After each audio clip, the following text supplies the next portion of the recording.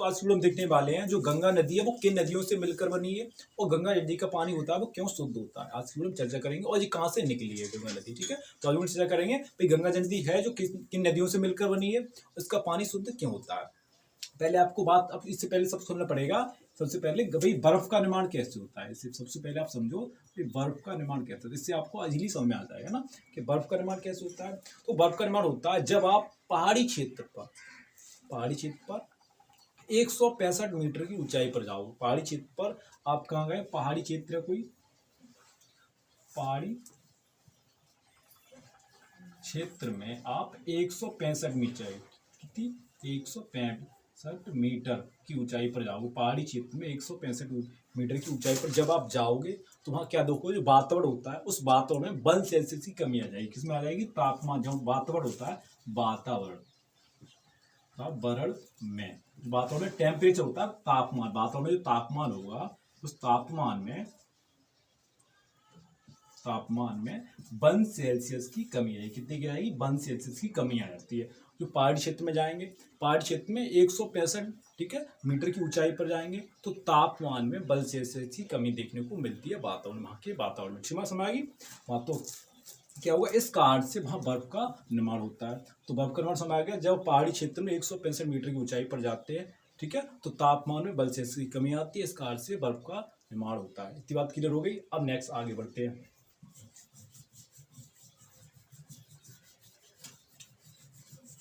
इसके बाद पढ़ते हैं हम कि भाई गंगा जी नदी वो कहाँ से निकली है ना। बर्फ का निर्माण समय आ गया, भाई गंगा बात आती है गंगा नदी कहाँ से निकली है। तो गंगा नदी हमारी एक उत्तराखंड में एक जगह है,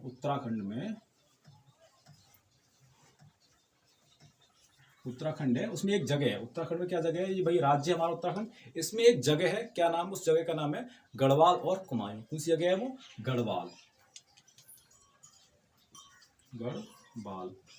और कौन सी जगह है वो, दूसरी जगह है कुमायूं। ठीक है, गढ़वाल और कुमायूं सुबह के कौन सी जगह है वो, उत्तराखंड में जो जगह है गढ़वाल और कुमायूं, वहां से गंगा नदी का उद्गम, वहां से गंगा जी निकली है हमारी। ये कौन सी जगह है, एरिया है हमारा गढ़वाल और कुमायूं का। उत्तराखंड में एक एरिया है, जगह है, उसे कहते हैं गढ़वाल और कुमायूं, जहाँ पहाड़ों के बड़े बड़े ग्लेशियर हैं। ग्लेशियर किसे बोला जाता है, जहाँ पर पहाड़, जहाँ पर बर्फ अधिक होती है, जहाँ पर बर्फ के बड़े बड़े पहाड़ होते हैं उसे ग्लेशियर बोला जाता है। बड़ी बड़ी बर्फ की बड़ी चट्टानों को ग्लेशियर कहा जाता है। ग्लेशियर किस समय आएगा, किसे कहते हैं ग्लेशियर, भाई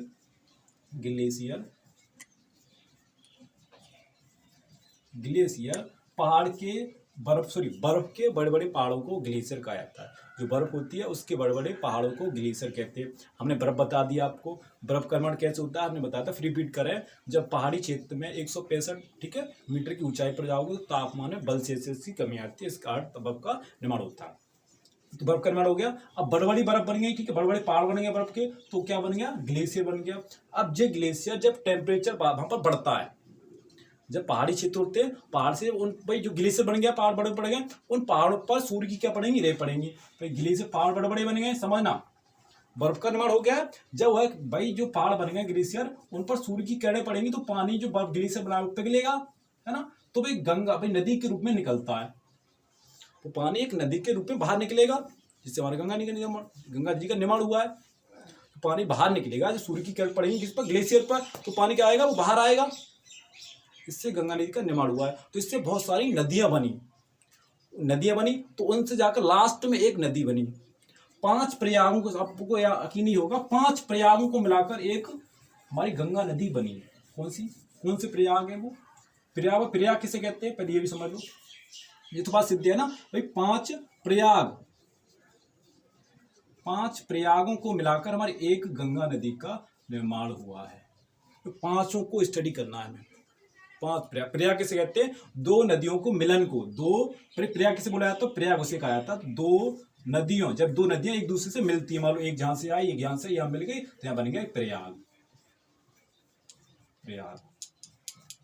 जब 2 नदियां को इधर से, मान लो इधर से आई, इधर से, यहां मिल गए, यहां बन गया प्रयाग। 2 नदियों के मिलन को प्रयाग कहा जाता है। क्लियर हो गई। बर्फ का निर्माण कैसे हुआ, गंगा नदी का कहाँ से निकली है, तो गढ़वाल और कुमायूं क्षेत्र वहां से निकली है। और ग्लेशियर किसे कहते हैं, पहाड़ों की बड़ी बड़ी चट्टानों को ग्लेशियर कहा जाता है। इतनी बात क्लियर भाई। अब प्रयाग किसे कहते हैं? दो नदियों के मिलन को प्रयाग कहा जाता है। अब आगे बढ़ते हैं, ठीक है, इसको मिस कर रहे हैं। देखो, तो गंगा नदी में किन नदियों से मिलकर बनी है? तो हेडिंग क्या है? गंगा नदी किन नदियों से मिलकर बनी है। जो गंगा नदी है किन नदियों से मिलकर बनी है, तो उनको नदियों को हम देख रहे हैं। समझ आ गई? देखो, उसका चार्ट आपको बना रहे हैं। पहला चार्ट क्या है? पहले निकली हमारी बद्रीनाथ, एक जगह है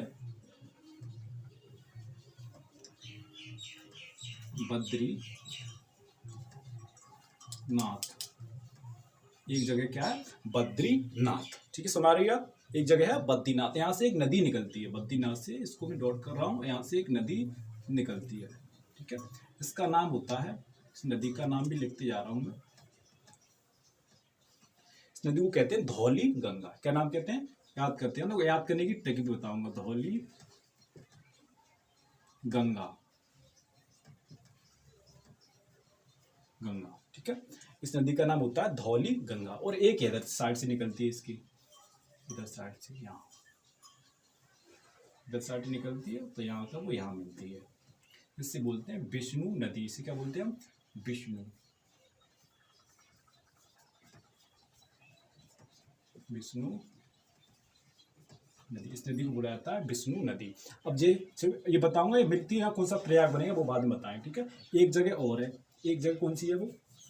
यहाँ है केदारनाथ, केदारनाथ, एक जगह है केदारनाथ, ठीक है। एक जगह कौन सी है? केदारनाथ। तो यहाँ से एक नदी निकलती है, पॉइंट यहाँ पर कर रहा हूँ, वो नदी, यहाँ से एक नदी निकलती है केदारनाथ से। इस नदी का नाम होता है मंदाकिनी। इस नदी का नाम क्या होता है?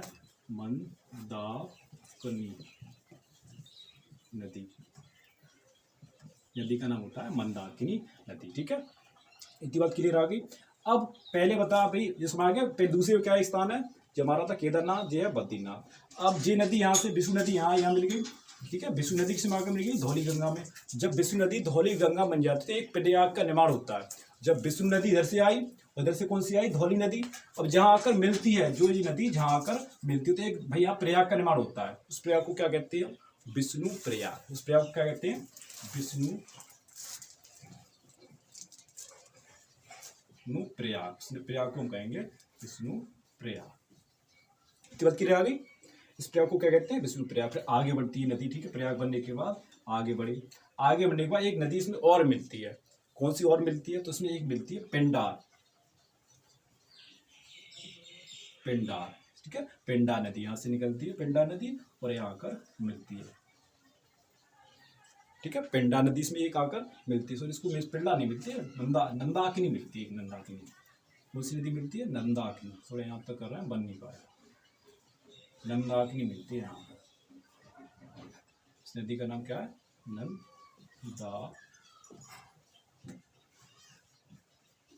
नंदाकिनी नदी, ठीक है। नंदाकिनी यहाँ कर मिलती है, तो वहां पर बनता है हमारा नंद प्रयाग। कौन सा प्रयाग है? ये है हमारा नंद प्रयाग।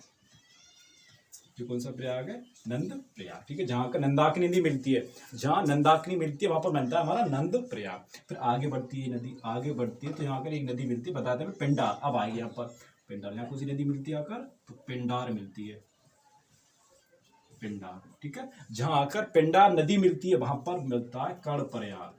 जहां से आकर पिंडार नदी मिलती है वहां बनता है हमारा कर्ण प्रयाग। यहाँ तो कौन सा प्रयाग है? कर्ण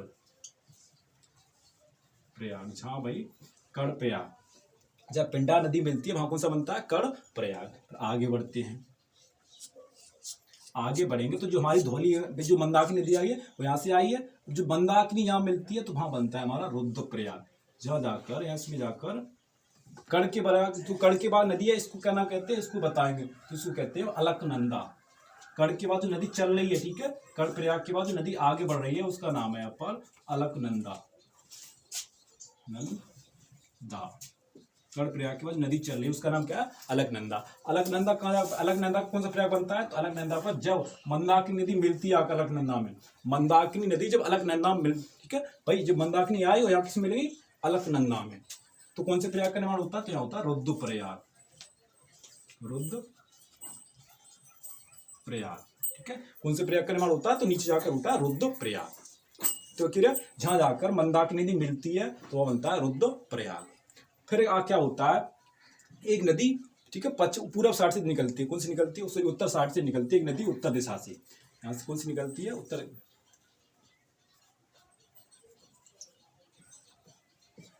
गोमुख, गोमुख, गोमुख से एक नदी निकलती है, गोमुख, उत्तर दिशा, काशी में एक जगह है, उत्तर काशी में एक जगह है, उसका नाम है गोमुख।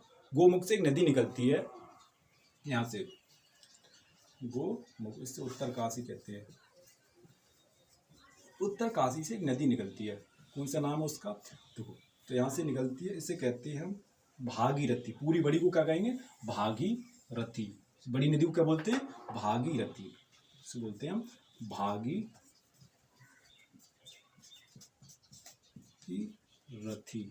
इस नदी को क्या बोला जाता है, भागीरथी नाम देते हैं। उत्तर काशी से निकलती है, इस नदी को क्या नाम देते हैं, जो उत्तर काशी से निकलती है इसे कहते हैं भागीरथी। अब भागीरथी में एक नदी और मिलती है, कौन सी नदी है भाई, यहाँ भागीरथी से यहाँ का पूर्ण कर रहा हूँ, यहाँ से एक नदी और मिलती है, उस नदी का नाम भिलांगना। भिलांगना, कौन सी नदी है वो, भिलांगना। उस नदी का नाम क्या है, जहां से नदी मिलती है उस नदी का नाम क्या है, भिलांगना। तो आपको दिखाई दे रहा हो क्या है नाम है, ये भागीरथी। अब मिलती है, भागीरथी मिलती है, उसका नदी का नाम है भिलांगना। जहां पर भागीरथी में ये मिलती है उसका नाम भिलांगना। जहां जाकर भागीरथी मिलती, किस मिलती है, रुद्रप्रयाग के बाद जो भागीरथी मिलती है, किस में मिलती है, रुद्रप्रयाग के बाद जो नदी चल रही है, जहाँ भागीरथी मिल रही है जाकर, उसको कहते हैं हम देवप्रयाग। रुद्रप्रयाग के बाद जब भागीरथी मिलती है जाकर तो कौन सा बनता है, देवप्रयाग। कौन सा प्रयाग बनता है, देवप्रयाग। तो यहाँ पर कौन सा प्रयाग बनेगा, देवप्रयाग। भागीरथी यहाँ मिलेगी जाकर उसको कौन सा प्रयाग बनता है, देवप्रयाग। रखना, जहाँ भागीरथी मिलती है तो कौन से प्रयाग का निर्माण होता है, तो वहाँ बनता है देवप्रयाग। ठीक है, जो भागीरथी में ले गया वहां, भागीरथी यहाँ को मिलेगी तो कौन सा प्रयाग बनेगा, देवप्रयाग। याद रखना। और यहाँ से भागीरथी ले गए, भागीरथी में कौन मिलेगी, भिलांगना। भिलांगना मिलने के बाद जो मिलेगी जाकर रुद्रप्रयाग के बाद तो कौन से बनेगा प्रयाग, देवप्रयाग। देवप्रयाग, देवप्रयाग। दो गिनो कितने प्रयागों ने पहले क्या बताया था, पहली वीडियो में आप शुरुआत में बता दिया था, 5 प्रयागों को मिलकर हमारी गंगा नदी का निर्माण हुआ है। तो देवप्रयाग के बाद गंगा नदी का निर्माण होता है, देवप्रयाग के बाद गंगा नदी का निर्माण होता है। तो नीचे दिखाया गंगा नदी का निर्माण कब होता है, देवप्रयाग के बाद गंगा नदी का निर्माण होता है, नीचे देवप्रयाग के बाद। तो यह यहाँ बनी, तब बनती है हमारी गंगा नदी, तब गंगा नदी का निर्माण होता है देवप्रयाग। ठीक है, देवप्रयाग के बाद गंगा नदी का निर्माण होता है, हम कह देते हैं गंगा नदी, सबको गंगा नदी बोलते हैं। तो 5 प्रयागों को मिलकर हमारी गंगा नदी बनी है। कौन कौन से प्रयाग है, पहले इतनी नदियों को स्टडी पढ़ते हैं। कौन सी नदी आती है, पहले बगदीनाथ से निकलती है धौली गंगा जिसको बोलते हैं, धौली गंगा। फिर एक साइड से निकलती है विष्णु नदी, ये मिलती है आपका विष्णु प्रयाग पर। विष्णु प्रयाग पर एक नदी और निकलती है, कौन सी नदी का नाम है, उसका नाम है हमने मंदाकिनी बताया था। मंदाकिनी यहाँ मिलती है, कौन सा प्रयाग बनता है, नंद प्रयाग। नंद प्रयाग के बाद एक पिंडा नदी मिलती है यहाँ कर, उसका बनता है कर्ण प्रयाग। कर्ण प्रयाग के बाद जब आगे बढ़ती नदी उसे कहते हैं अलकनंदा। अलकनंदा के बाद जब मंदाकिनी नदी मिलती है तो कुछ बनता है कौन सा प्रयाग, रुद्रप्रयाग। अब इधर से आती है उत्तर काशी, एक नदी आती है भागीरथी।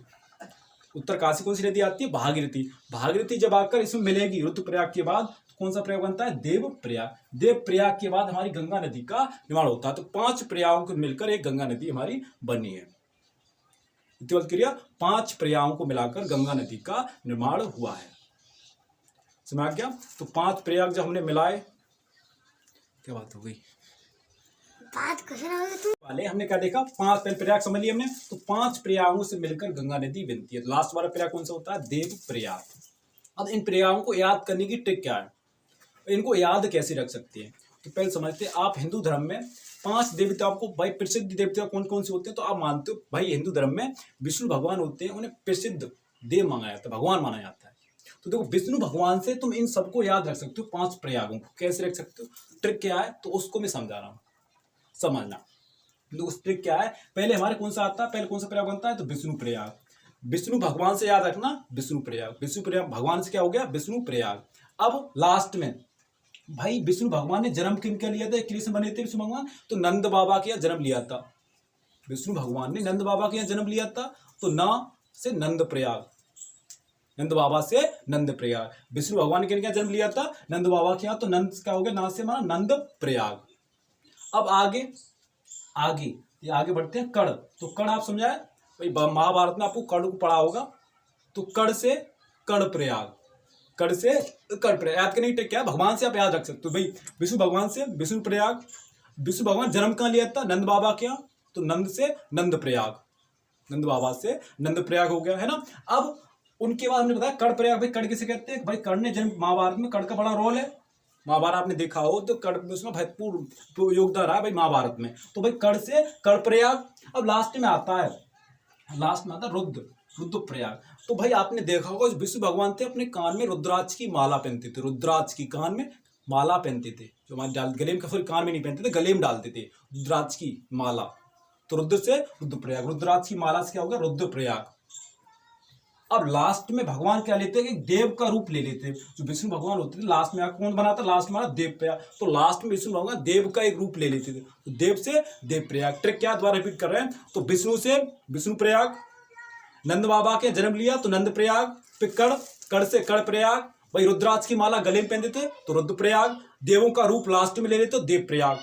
समझ आ गई, लास्ट में भगवान विष्णु भगवान थे देव का रूप ले लेते हैं, एक देव का, तो देव से देव प्रयाग। याद करने ट्रिक होगी भाई, प्रयाग को कैसे याद रखा सर। तो हमने ट्रिक से आंसर देखा, विष्णु से विष्णु प्रयाग, नंद बाबा का जन्म लिया तो नंद प्रयाग, कड़, ठीक है, कड़ से कड़ प्रयाग। जो हमारी मिलती विलांगम मंदाकिनी मिलती है तो रुद्र प्रयाग, रुद्राक्ष की माला गले पहन देते तो रुद्र से रुद्र प्रयाग। लास्ट में क्या बनता है, लास्ट में आकर भगवान जो होते हैं वो एक देव का रूप ले लेते हैं, तो देव से भाई देव प्रयाग, देवता बल पर क्या बन जाता है, देव का रूप लेते हैं, देव से देव प्रयाग। लास्ट में देव प्रयाग के बाद एक गंगा नदी का निर्माण होता है। तो हमें 5 प्रयाग के बाद गंगा नदी, एक गंगा नदी बनती है 5 प्रयाग के बाद, है ना। अब समझते हैं इस चीज को मिटाने के बाद कि गंगा नदी का जो पानी होता है वो शुद्ध क्यों होता है ना। अब नेक्स्ट वीडियो में क्या देखेंगे भाई, इसमें भाई गंगा जी का निर्माण भाई होने के बाद भाई शुद्ध क्यों होता है, गंगा जी का पानी शुद्ध क्यों होता है, इसको मिस कर रहे हैं। उसके बाद हम देखो, इसको मिस करने बाद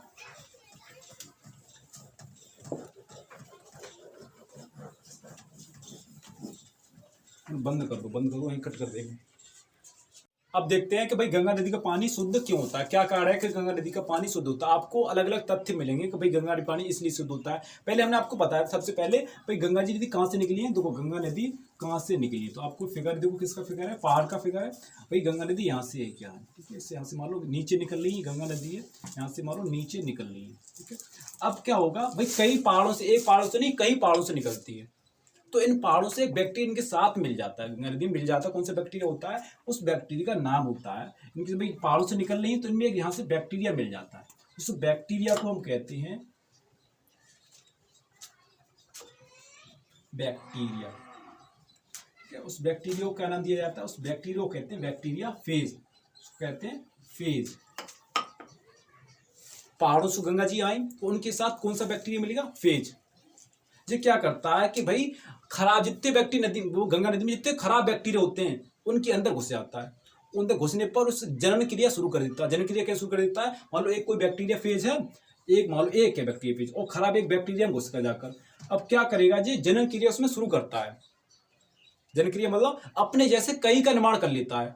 अब जब एक का किया, 2 का किया, 3 का किया, 4 का किया, 5 किया, अब मान लो 1000 का कर दिया, तो जो बैक्टीरिया खराब बैक्टीरिया था, बिल्कुल मतलब खराब बैक्टीरिया खराब था, है ना, तो उसका जो पेट होगा फट जाएगा। कोई चीज भरते जाओगे तो अंत में क्या होगी, फट जाएगी। तो फटने के बाद अपने जैसे बहुत सारे बैक्टीरिया को निर्माण कर लेता है, अपने जैसे बहुत सारों का निर्माण कर लेता है। अब जो जाकर किसी दूसरे खराब में घुसेंगे, ये प्रोसेस चलता रहता है, कंटिन्यू प्रोसेस चलता रहता है। तो इस कारण से ही हमारा गंगा जी का पानी शुद्ध होता है। कौन सा बैक्टीरिया होता है, फेस में आ गया, जो क्या करता है, जो बताया मैंने भाई, जो जाकर किसी दूसरे बैक्टीरिया खराब में घुसेगा, अपने ऐसे बनाएगा पेट, भाई बढ़ाता रहेगा, बड़ा जनन क्रिया करता रहेगा, अपने ऐसे बहुत सारे बना, अंत में जाकर फट जाएगा, फट में आकर भाई जितने इसमें निकले वो किसी और दूसरे में घुसेंगे, वो निकले और दूसरे में निकले, वो निकले दूसरे में निकलेंगे। तो ये प्रोसेस चलता रहता है, प्रोसेस कंटिन्यू चलता रहता है। इस कारण से गंगा नदी का पानी शुद्ध होता है। तो हमने तो क्या देखा, हमने पहले आपको बताया भाई गंगा जी निकल रही कहाँ से है, तो बताया गढ़वाल और कुमाऊं से निकली है। बर्फ का निर्माण कैसे होता है, 165 पहाड़ी क्षेत्र में 165 मीटर ऊंचाई पर जाओगे, तापमान में बल से कम आ जाएगी, इस कारण से बर्फ का निर्माण होता है। ये बात क्लियर। भाई गंगा नदी किन नदियों से मिलकर बनी है, हमने बताया था गंगा नदी है जो किन नदियों से मिलकर बनी है, तो मैंने बताया था पहले 5 प्रयागों से मिलकर बनी है। पहला प्रयाग बताया था विष्णु प्रयाग, पहले मेरे को बताया विष्णु प्रयाग, नंद प्रयाग, कड़ प्रयाग, रुद्र प्रयाग, देव प्रयाग, 5 प्रयागों से मिलकर गंगा नदी का निर्माण हुआ है। जो मैंने आपको बताया, गंगा नदी का पानी शुद्ध क्यों होता है ये मैंने आपको बता दिया। तो जय हिंद दोस्तों, बने रहिए के साथ।